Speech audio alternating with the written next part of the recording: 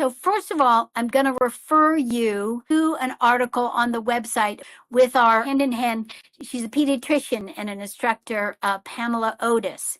And she did a webinar or a podcast on preparing a child for surgery. And then there's another article that's about using the tools, and there's like 4 steps. So basically what you want to do is you want to, like working on any big emotional issue, you want to, the 3 prongs are you getting listening time, pouring in connection, and then bringing little limits. And primarily you getting listening time so that you can be carrying and beaming the energy of I'm not worried. Understanding that you can work on the feelings that she might have around it indirectly by just pouring in connection and bringing a little limit around an expectation you have about putting on her shoes or putting the dirty clothes in the hamper, brushing your teeth, any little expectation that you're holding. You could also propose directly.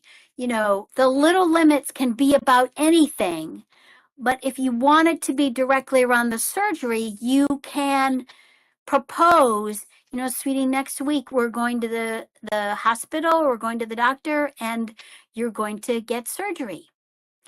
And then just listen to the feelings. And in that article on 4 ways to work on big fears, the mom proposed that, you know, next week we're going to the doctor.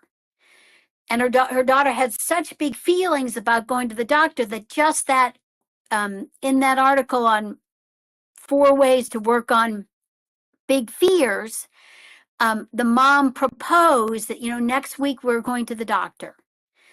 And her daughter had such big feelings about going to the doctor that just that proposing that they were going to go invited feelings. And then the third prong is that propose, but also mixed in there in the pouring in connection, and it could be being playful around it, where she gets to be the doctor and she's going to do surgery on you, and maybe you get one of those doctor kits. There's another article, if you put in the words MRI, where a little girl had to do an MRI, and so they actually practiced it. Like she got like a bike helmet when you go in there. They like practiced.